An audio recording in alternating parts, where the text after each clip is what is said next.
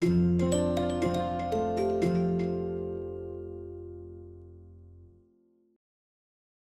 Little Black Fish by Samad Behrangi.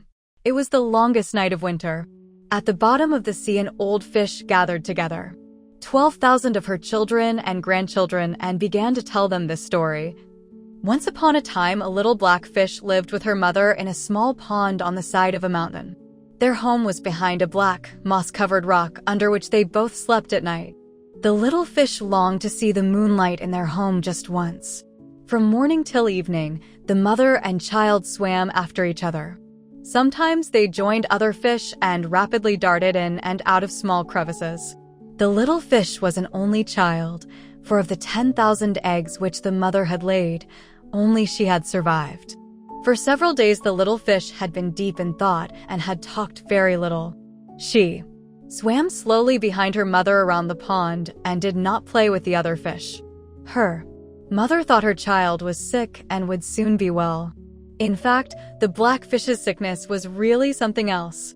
Early one morning before the sun had risen, the little fish woke her mother and said, "Mother, I want to talk to you." Half asleep, the mother responded, "Child, this isn't the time to talk. Save your words for later.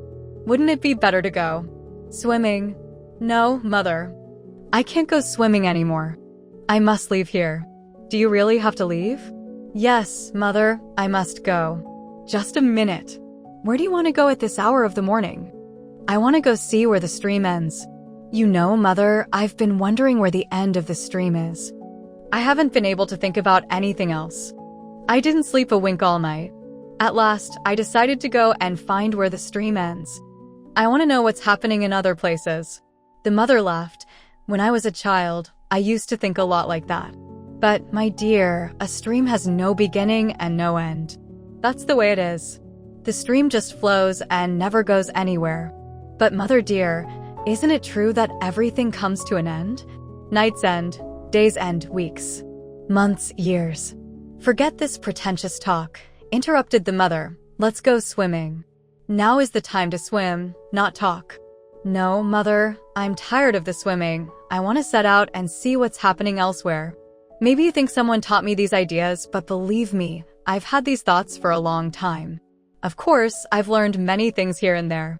For instance, I know that when most fish get old, they complain about everything.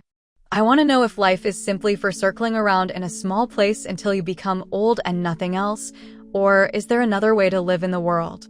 When the little fish finished, the mother exclaimed, "My dear child, are you crazy? World. What is this other world?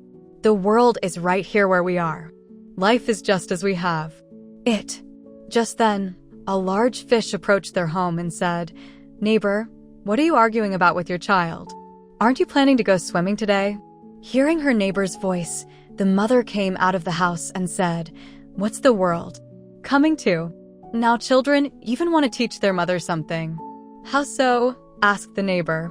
"Listen to the places this half-pint wants to go," replied the mother, saying over and over again, "I want to go see what's happening in the world." "What pretentious talk." "Little one," said the neighbor, "let's see. Since when have you become a scholar and philosopher and not told us?" "Madam," answered the little fish, "I don't know what you mean by scholar and philosopher. I've just gotten tired of these swims. I don't want to continue this boring stuff and be happy as a fool until one day I wake up and see that, like all of you, I've become old, but still am as dumb as I am now." "Oh, what talk!" exclaimed the neighbor. "I never thought my only child would turn out this way," said the mother. "I don't know what evil person put my sweet baby up to this." "No one put me up to anything," said the little fish. "I have reason and intelligence and understanding. I have eyes and I can see." "Sister," said the neighbor to the little fish's mother, "do you remember that twisted-up snail?" "Yes, you're right," said the mother. "He used to push himself on my baby. God knows what I would do to him." "That's enough, mother," said the little fish. "He was my friend." "Friendship between a fish and a snail," said the mother. "I've never heard of such a thing." "And I've never heard of a fish and a snail being enemies," replied the little fish. "But you all drown the poor fellow. "Let's not bring up the past," said the neighbor. "You brought up the subject yourself," said the little fish. "It served him right to be killed," said the mother. "Have you forgotten the things he used to say everywhere he went?" "Then," said the little fish, "kill me too, since I'm saying the very same things." To make a long story short, the arguing voices attracted the other fish. The little fish's words angered everyone. One of the old fish asked, "Did you think we'd pity you?" "That one just needs a little box on the ears," said another. "Go away," said the black fish's mother. "Don't you touch my child." Another of them said, "Madam, if you don't raise your child correctly, you must expect it to be punished." The neighbor said, "I'm ashamed to live next to you." Another said, "Let's do to the little fish what we did to the old snail before it gets into trouble." When they tried to grab the little black fish, her friends gathered around and took the fish away from the brawl. The black fish's mother beat her head and chest and cried, "Oh, my baby is leaving me. What am I going to do? What a curse has fallen upon me." "Mother, don't cry for me. Cry for the old fish who stay behind." "Don't get smart. Half pint," shouted one of the fish from afar. "If you go away and afterwards regret it, we won't let you come back," said a second. "These are useful fancies." "Don't go," said a third. "What's wrong with this place?" said a fourth. "There is no other world. The world is right here. Come back," said a fifth. "If you turn reasonable and come back, then we'll believe you really are an intelligent fish," said a sixth. "Wait, we've gotten used to having you around," said a seventh. The mother cried, "Have mercy on me. Don't go. Don't go." The little fish didn't have anything more to say to them. Several friends of the same age accompanied the fish as far as the waterfall. As they parted, the fish said, "My friends, I hope to see you again. Don't forget me." "How would it be possible to forget you?" asked the friends. "You've awakened us from a deep sleep. You've taught us many things that we had not even thought about before. We hope to see you again, learned and fearless friend." The little fish swam down the waterfall and fell into a pond full of water. At first the fish lost its balance, but after a while began to swim and circled around the pond. The fish had never seen so much water collected in one place. Thousands of tadpoles were wriggling in the water. They laughed when they saw the little black fish. "What a funny shape. What kind of creature are you?" The fish looked them over thoroughly and said, "Please don't insult me. My name is Little Black Fish. Tell me your name so that we'll get acquainted."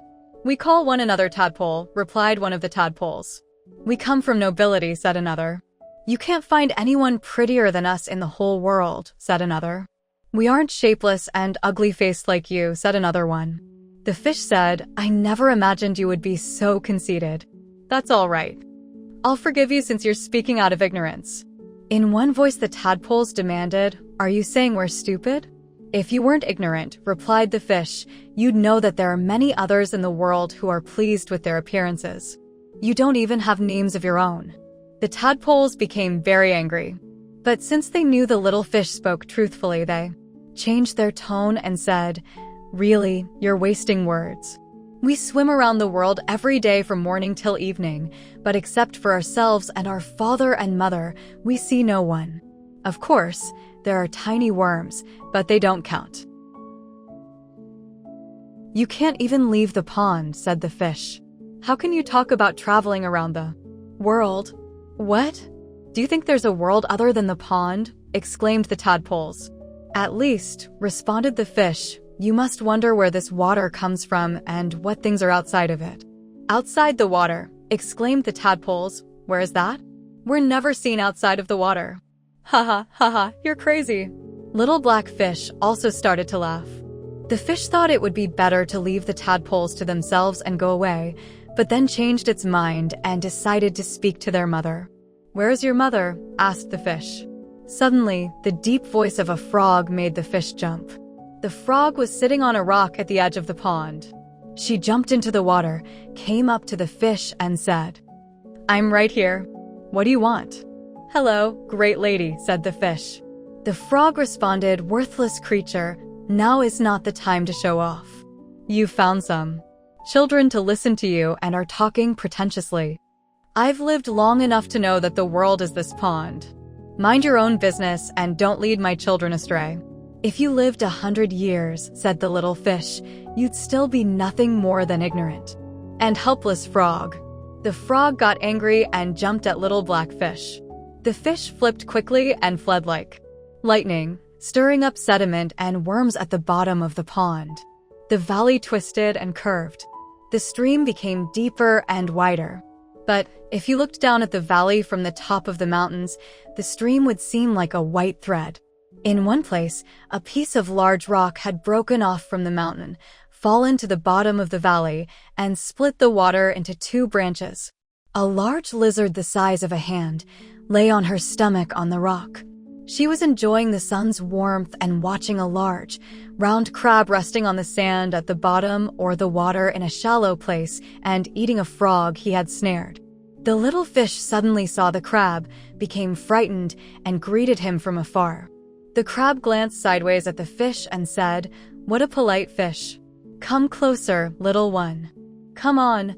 I'm off to see the world," said the little fish, "and I never want to be caught by you, sir." "Little fish, why are you so pessimistic and scared?" asked the crab. "I'm neither pessimistic nor afraid," answered the fish. "I speak about everything I see and understand." "Well, then," said the crab, "please tell me what you've seen and understood that makes you think I want to capture you." "Don't try to trick me," responded the fish.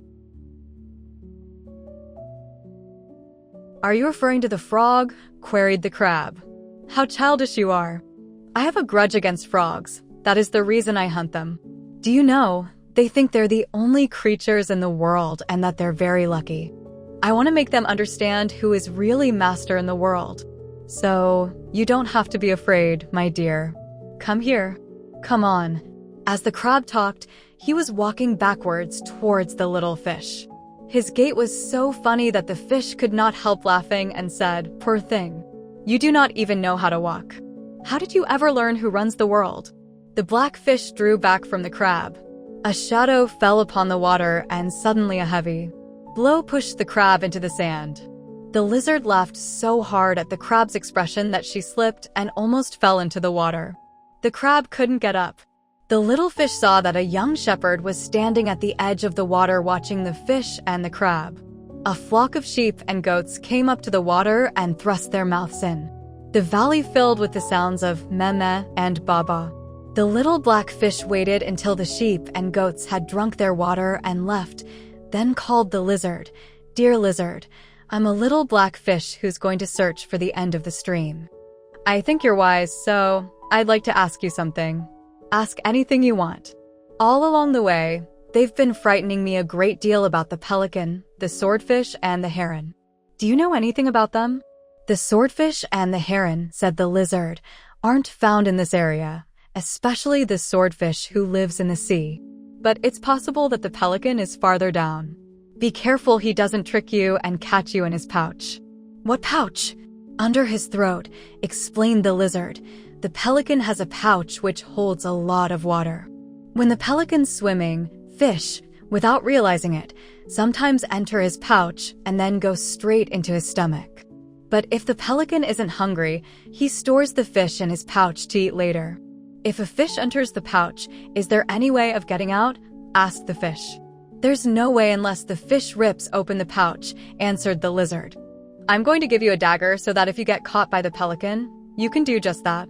Then the lizard crawled into a crack in the rock and returned with a very sharp dagger. The little fish took the dagger and said, "Dear lizard, you are so kind. I don't know how to thank you." "It's not necessary to thank me, my dear. I have many of these daggers. When I have nothing to do, I sit down and make daggers from blades of grass and give them to smart fish like you." "What?" asked the fish. "Have other fish passed here before me?" "Many have passed by," the lizard replied.